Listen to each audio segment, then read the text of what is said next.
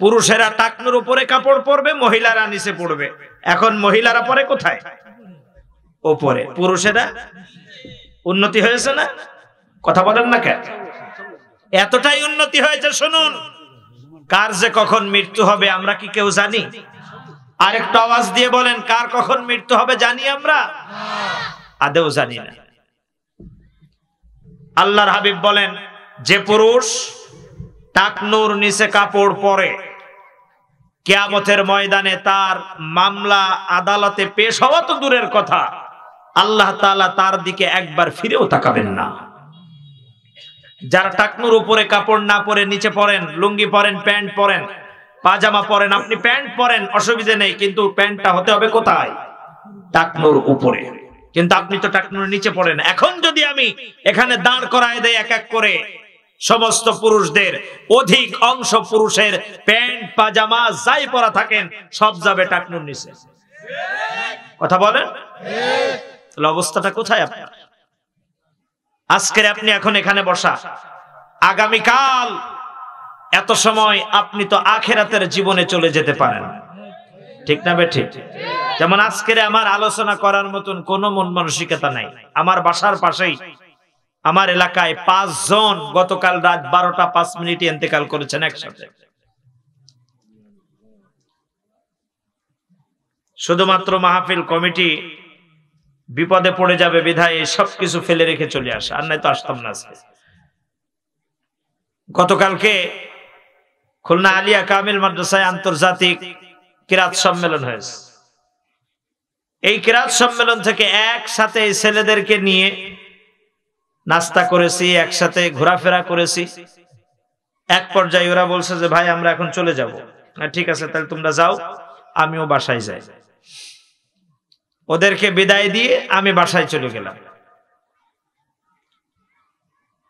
ওরা রূপসা নদী পার হয়ে, ওটাকে বলে ভৈরব নদী, পার হয়ে ওপারে যে মাহিন্দ্রে যাচ্ছিল এই 5টা ছেলে।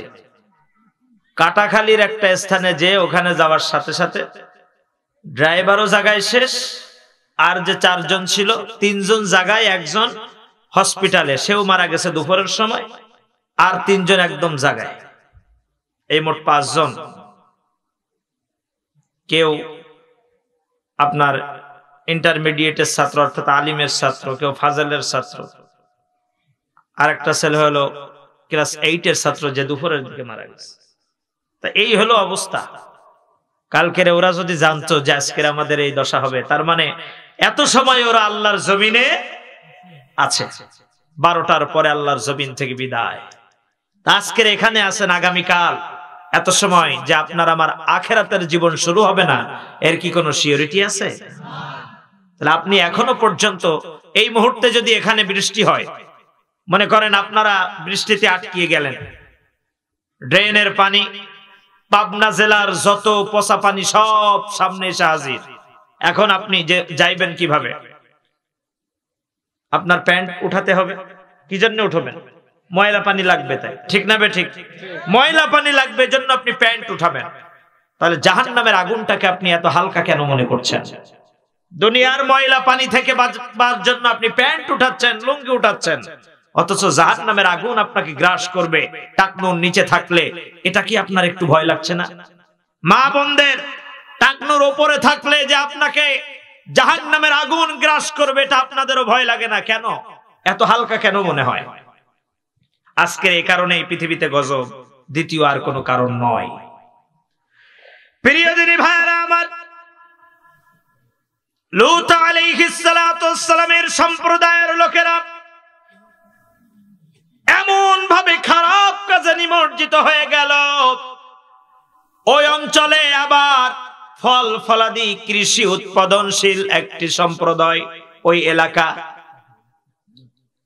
লূত আলাইহিস সালাতু ওয়াস সালামের লোকেরা বাইরের থেকে বিভিন্ন জায়গার থেকে বাণিজ্যে আসে ওই এলাকায়।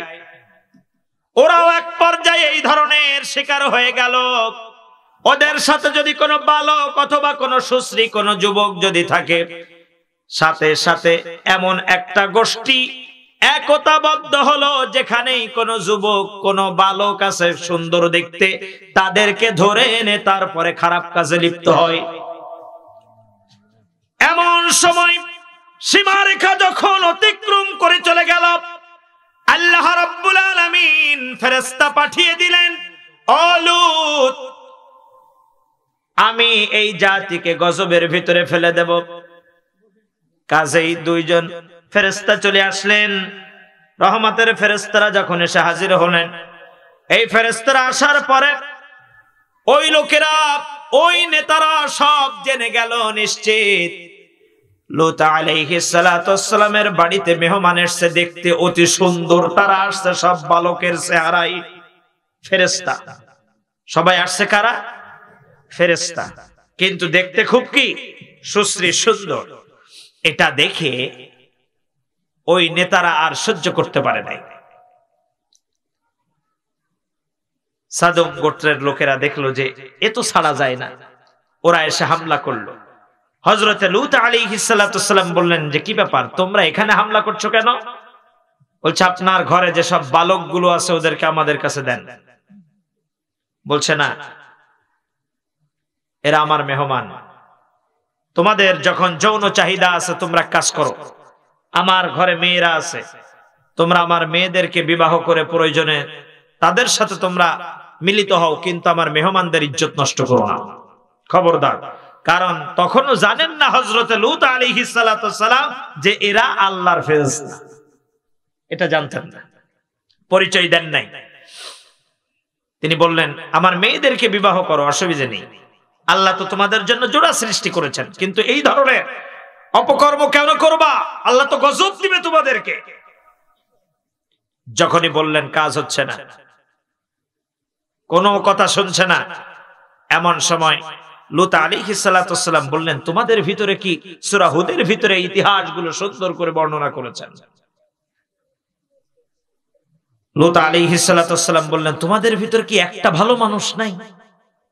এই চিন্তিত অবস্থায় দেখে ফেরেশতারা বললেন আল্লাহর নবী আপনি একটু কথা শুনুন। লূত আলাইহিস সালাতু ওয়াস সালাম খুব চিন্তাযুক্ত। ফেরেশতারা বললেন আপনি এত টেনশন করছেন কেন? আমরা মানুষ না, আমরা ফেরেশতা। আপনার সামনে এসেছে বালকের চেহারায়, কিন্তু আসলে আমরা কি? ফেরেশতা। কোনো টেনশন করেন না, আপনি যত দ্রুত সম্ভব এই রাতের ভিতরে যারা সত্যের উপরে অটল ছিল, আপনি এই এলাকা ছেড়ে অন্য এলাকায় চলে যান ফজরের আগেই। কারণ আল্লাহ তাআলা ফজরের সাথে সাথে এই জাতিকে আল্লাহ রাব্বুল আলামিন ধ্বংস করে দিবেন গজব দিয়ে। কি করবেন? গজব দিয়ে ধ্বংস করে দিবেন। ও নবী আপনি দ্রুত সকলকে নিয়ে চলে যান। ও নবী, আল্লাহ রাব্বুল আলামিন জানিয়ে দিয়েছেন সকলকে নিবেন, কিন্তু আপনার স্ত্রীকে আপনি নিতে পারবেন না।